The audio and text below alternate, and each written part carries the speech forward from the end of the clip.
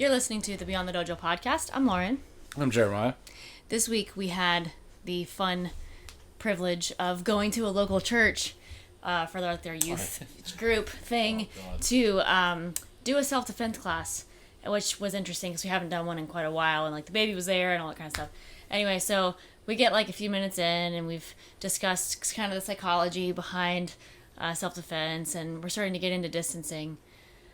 And Jeremiah says, you know, you got to maintain your distance. And the thing is, if a person has a knife and they pull out the knife, they might gut you before you even notice that you've been gutted. And what's funny about that is, like, there was like 3 teens and like 3 preteens and then like 4 little kids in the room. And I'm just like, stop. They might not be able to handle that level of violence. But anyway, it was really funny. And everybody thought it was great. Yeah, no one had an issue. No one had an issue. Except for... I went to the person that invited us and I was like, we probably should have asked you like what level of violence we should approach with this, because it could get kind of violent. But anyway, we all survived. Honestly though, what I was thinking at the time, I was like, man, we heard so much violent shit whenever I was that age. I mean, oh my god, the stuff that our instructors would talk about with us, like they were very real with us. So I didn't think it was that graphic. No one seemed to bat an eye. I just think the only think person that reacted was... Maybe it's like the mom instinct taking control, because my mom would have totally flipped if she had heard you say that. Well. So anyway, know. Are we going to talk about the other thing that happened? No, we probably shouldn't talk about that. We should. We should absolutely talk about it. We just thought someone was... We are victims of... We did not ask everyone what their name was. Gender misappropriation. Misgendering. Mispronoun? We didn't ask. I said he. I know, and I did the same thing. And I know it happens sometimes, but when kids haven't gone through puberty yet, like, you don't really know if they dress slightly androgynous. You don't know if they're male or female. And we thought someone was a boy, and it was a girl. I feel so bad. She'll be a pretty girl when she's older. We just thought she was a boy. So anyway, that was embarrassing. Yeah. So anyway, some lessons for your next self-defense class. Ask the ages of the people. Double check how violent you should get, and ask names. I don't think the ages is important. What's more important is have everybody introduce themselves. Have everyone introduce themselves and what level of violence they're comfortable with. Whatever. No, they're in a self-defense class. Oh my god. Yeah, at least that wasn't a complete flop. Oh god. Yeah. I think we've had worse. Yeah, we definitely had worse. Yeah. Okay, so full transparency, we just started recording and didn't like our topic and stopped. Also, we had a technical malfunction, so... Yeah, the cat pulled the plug on the mic. That's never happened before. So anyway, stopped recording. So anyway, now we're going to talk about shit Jeremiah doesn't like about karate and its subculture. Well, we can tell that Lauren really appreciates that topic and is in support of it. I am in support of it. I will add comments. All right, so... What's one thing that you don't like about... You mentioned about modern karate, right? I don't like the fact that we as karateka have put teachers on such a pedestal that we think they walk on water. Okay. So you've seen a lot of that. Oh, we've seen a lot of that. But that's not really a modern thing, though. It's just in general karate. Yeah, in general. Yeah. Well, the modern era is what we're experiencing. Well, what I'm saying is I feel like that's been an ongoing thing for a long time. What I'm telling you, the modern era is from the 50s to present. Oh. That's modern? Yes. Oh, okay. In the perspective of like how long martial arts has been going on and karate going on, that would be the modern era. Okay, because Shotokan started in the 20s, so... Yes. That's why I was like, okay. But the JK was established in, 56? 55 or something like that? Mm. And that's kind of when that organization changed the perspective and focus from, self-defense to more like sport and game. Okay. All right. Gotcha. You don't have anything. You don't have anything from that period. From the 50s and on? Yeah. No, I don't have any complaints about the 50s. I wasn't there. But no, I do agree that the whole putting the teachers on a pedestal thing, it's weird too, because like as a student coming up under instructors that did that, I don't know, it's kind of a weird perspective to instill in your students, because they've never met this instructor that they value so much. But granted, I mean, it's great to admire people, but I don't know. I guess you develop this. What are you talking about? Thinking your instructors walk on water. That's what you said. Yeah, my bad. But it's I feel like one of the downsides is, I think young students will almost like think, yeah, what we're doing is like the best and we're like invincible, and because these instructors walk on water and so they must be the best. And I don't know, we just don't see people as they are. It's just people who are teaching but are learning also, hopefully. So I think there's some messed up psychology with that, if that makes sense. Yeah. Do you want my next one? I just thought you're gonna maybe add something to that. No, I'm here to be an old man and just gripe about things. And this is Jeremiah's gripe session. It is. Thank you for coming. It's my soapbox. Thank you for coming to our gripe session. Hey, you know what? Sometimes you need to hear somebody else. It's our podcast. You don't pay for this. Yeah, that's right. That's right. That's right. Yep. Number 2. The watering down of Don ranks to build organizations. So by that I mean the standard of karate and the expectations for each higher Dan ranking might have been overlooked in certain situations to build certain regions up of the organization. The old thing like the teacher has to have a higher rank than the student.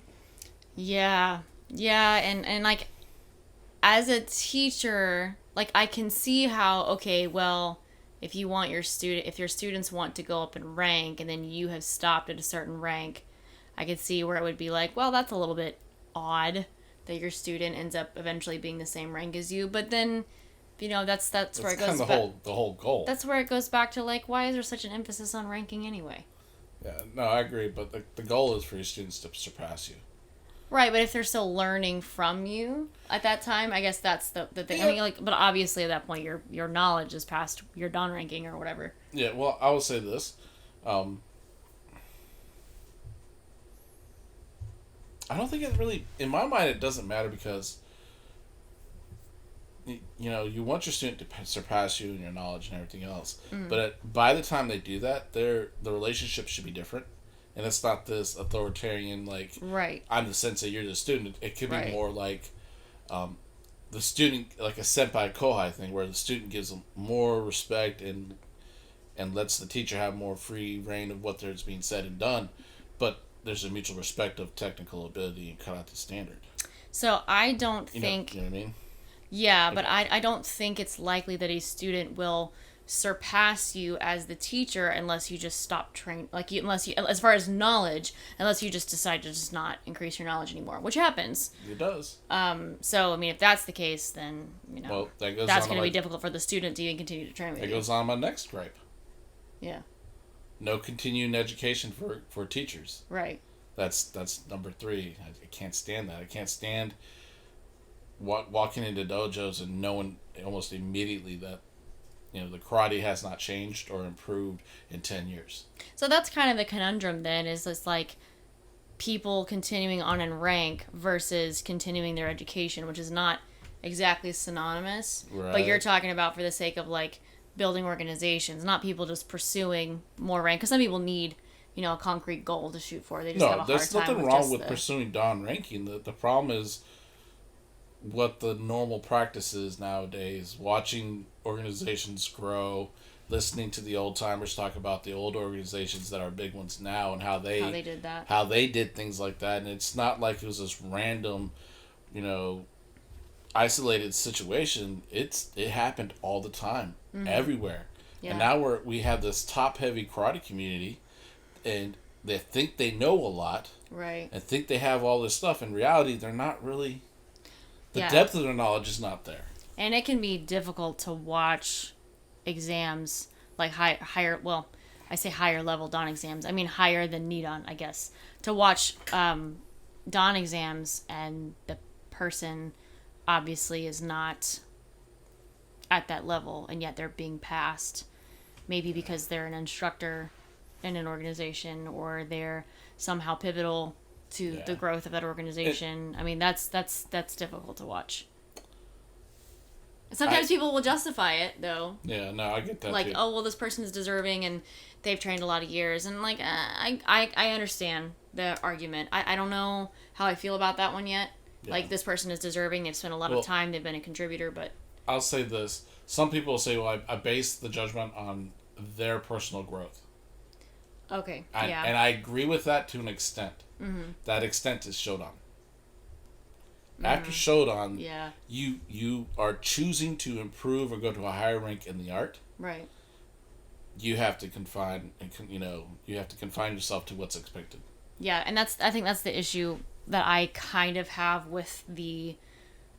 And I don't mean any disrespect to anyone who's been given a Dan rank because they've contributed to an organization. Sometimes that does happen where people will give a Dan rank because a person has made such an impact, even if they haven't necessarily changed in their ability, because some people just get to the point where physically they can't.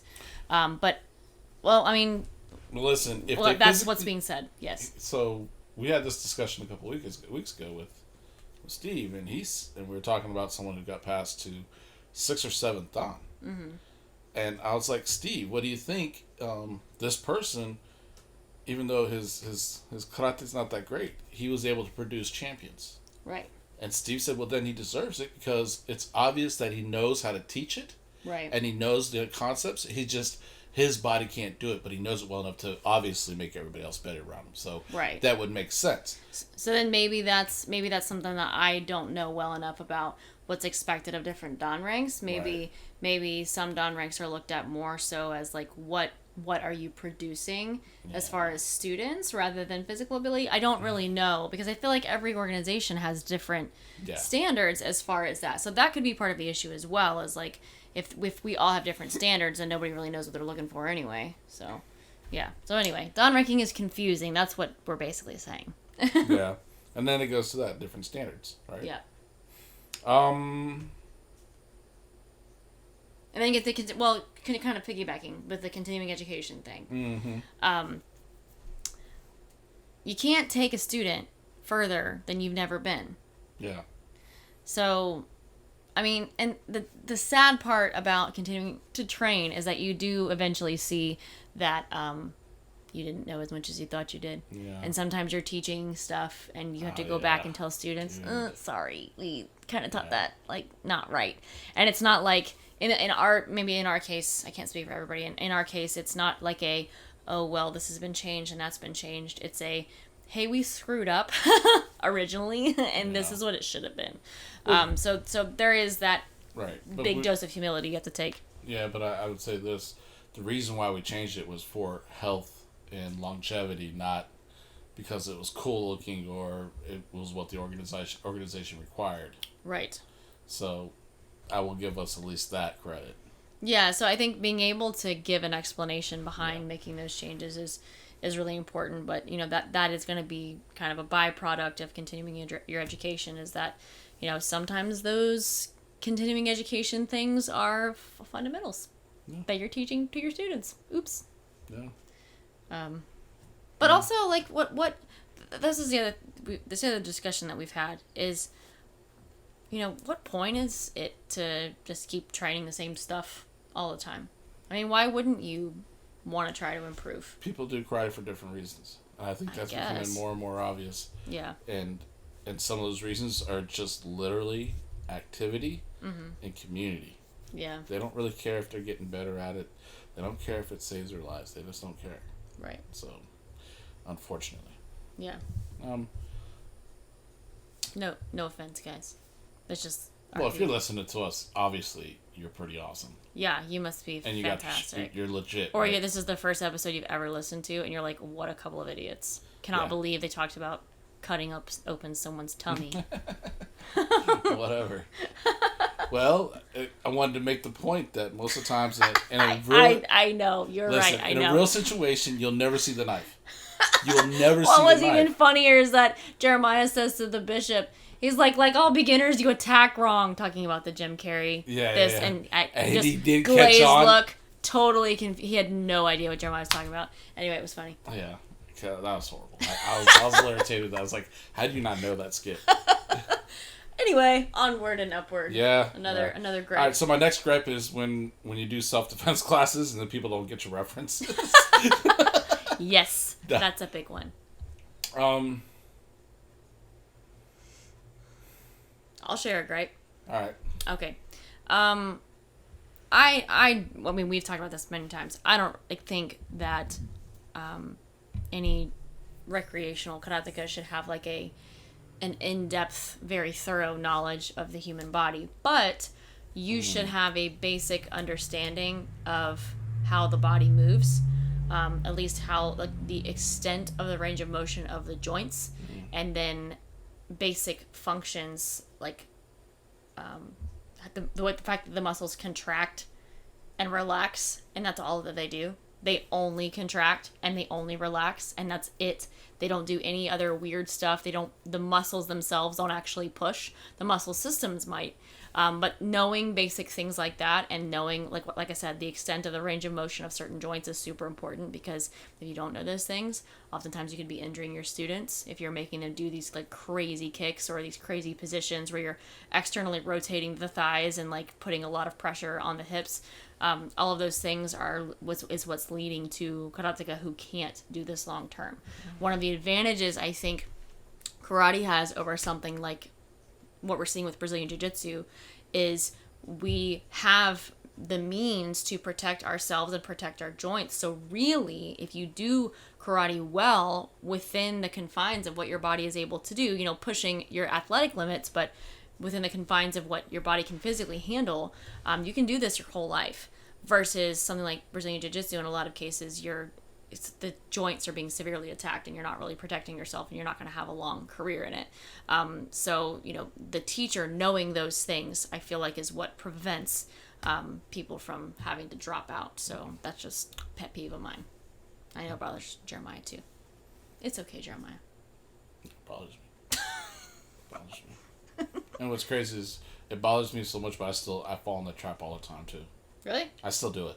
What? I'll say some stupid things, and after I say it, I'm like, I'm done. Well, you really don't say it as much anymore. I think you going to massage therapy school helped a lot. Yeah. Because it used to happen sometimes where I'd look at you and be like, you're full of shit. But actually right now, but for the most part, I haven't really heard you say anything like that that's is functionally incorrect.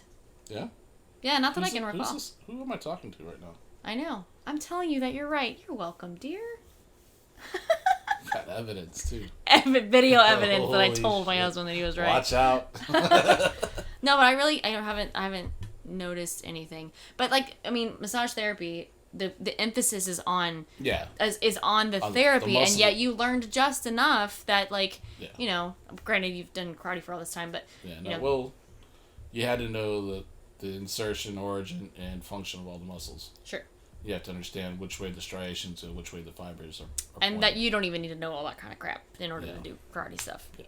Not by any means. You have to understand joints too. Yes. Yeah. The next thing that I'm griping about is everybody says, all the organization says, we're open to train with everybody and anybody, and it's your free will. But then when you try to actually do that, you run into roadblocks over and over again. And it's just like, if it's not the official statement, it's the understood culture. Like, you just don't train outside your organization. And it's just like, that bothers me. Yeah, it's funny because I didn't come up in a dojo that was like that. Like, we were unaffiliated, so I wasn't as familiar with that kind of culture until I was in my early 20s. I started being a little bit more affiliated with a local, an American based organization, and that all ended when there was an issue with me not wearing their crest, their patch to a seminar. Yeah, you gotta be proud. That was completely unrelated to that organization, and I was like, you can take that patch and shove it where the sun don't shine. But that kind of stuff is just really strange to me. Yeah. No, I agree. The elitism of like organizational tribes. Organizational elitism. Oh my God. Is that a great title for a podcast? We should have done an entire podcast on that one. Oh God, I roll my eyes so hard when I'm like, oh, we do it this way because it's the only way you should do it. Yeah. It's the correct way. Well, you know what's funny is that a lot of the people in those organizations that are pretty down to earth, they're like, well, they told us we have to change this and this and this again, and I don't know why, but here we go. They get tired of it too. They get tired of that whole like control thing that some of these organizations do. So, yeah, I don't get it. That control thing doesn't make a lot of sense to me as far as training or how you live your daily life. But just karate, guys. Yeah. It's just karate. And this is something that happens to everybody, and it's not that big of a deal, but it is irritating. I do gripe about it once in a while. Is when guys get their new Shodans. Mm-hmm. There's an air about them that just, it's like, it rubs me wrong sometimes. What, they get excited that they got Shodan? Well, no, they get, I know things. Like, they know, they got a little bit of an ego thing there. Yeah, it's a little bit of ego thing, a little bit of pride thing. It's hard to teach a Shodan right after they get a Shodan. Because they've arrived. Yeah, because they arrived a little bit. You know? Cat, if you tear this out of here again, Cat is biting my foot. Do we need to call Peter? No, you do not need to call Peter. Get off me. Okay. I guess I haven't been around enough Shodans to notice that. But. Yeah, it's just a pet peeve. It's not that. It's like I said, it's not that big of a deal because I kind of expect everybody to go through it. I went through it. Of course, I guess the Shodans I've been around have thought they've arrived to such a degree that they quit. So much for that. Yeah. At least the Shodans you were around continue to train for a little bit. It's about all the griping. Jeremiah just had some things he needed to get off of his chest. That's what it was. Yeah.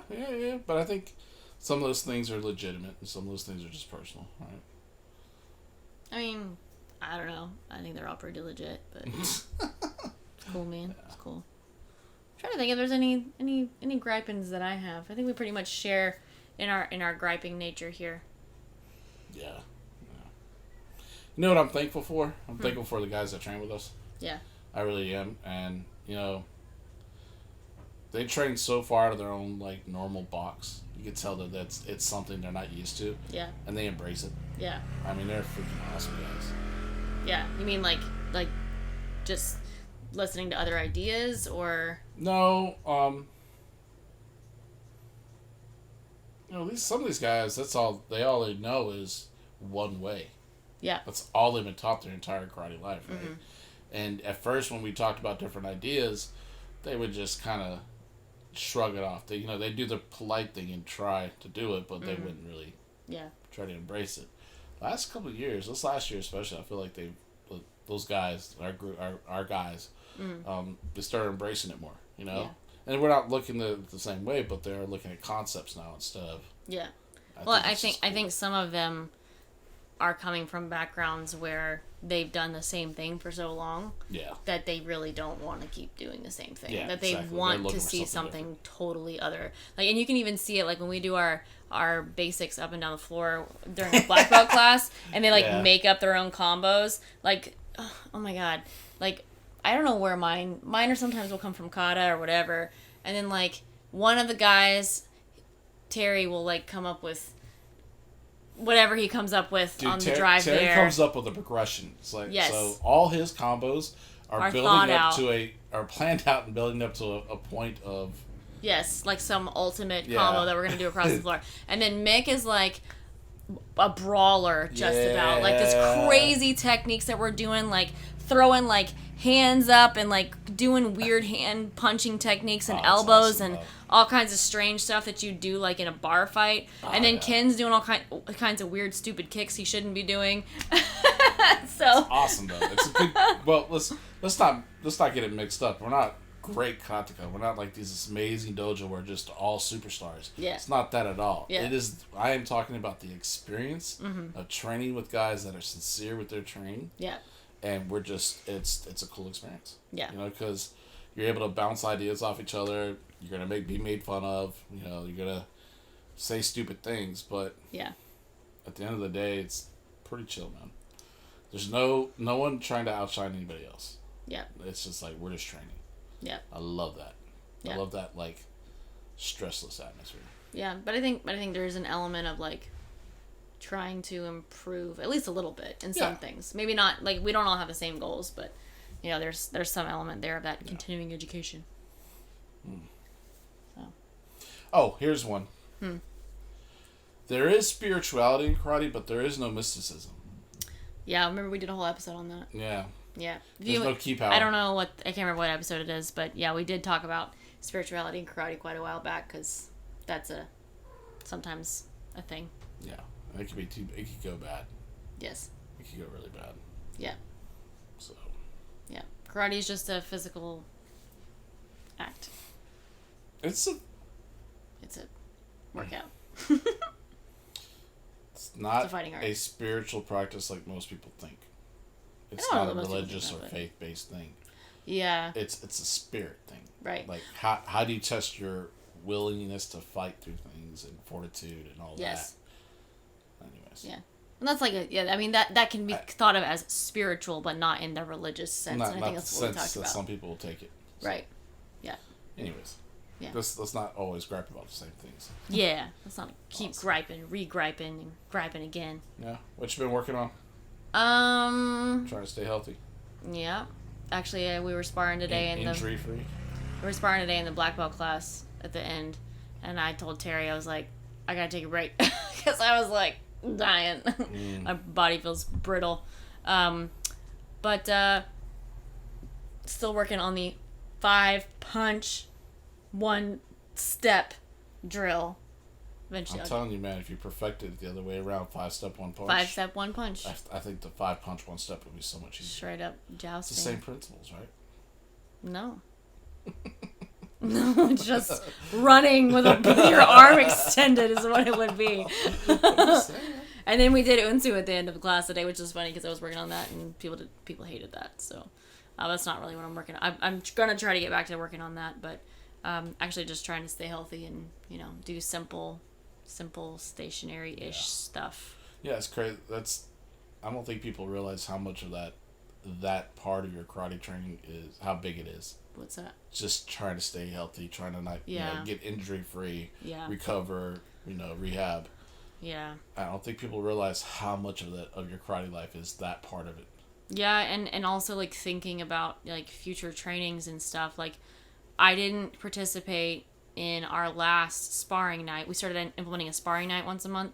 I didn't participate in the last sparring night because I want to be healthy enough to participate in our next sparring night.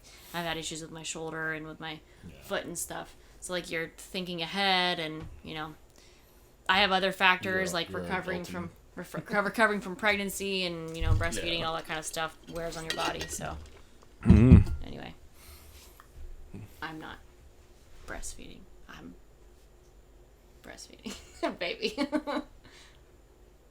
That should be obvious. Whose breast would you be feeding on? I don't know. That's freaking weird, dude. Oh, man. It's too late. Don't wake our kid up. Anyway, breastfeeding's healthy for you, just so you know. If you're... Never mind. Whatever. But that's what I've been working on, being healthy. What are you working on? The 5-punch 1-step. MP. Okay. MP and... Wimpy. Gangaku. My training lately has not been specifically on one thing or another. Mm-hmm. It's more like trying to get my karate legs back up, trying to get my conditioning back up. So just a lot more reps and a lot more volume right now. So yeah. And I've cut down on all those things. Huh? I've currently cut down on all those things. Yeah, I've picked up on it because I just feel like I need to get in a better place physically. Not necessarily lose a lot of weight, but I need to be able to have a better sense of balance and better strength and control of my body. So yeah, sure. And part of that is losing weight, but it's not the only part. So yeah, that's what I'm working on. My shoulders are healthier.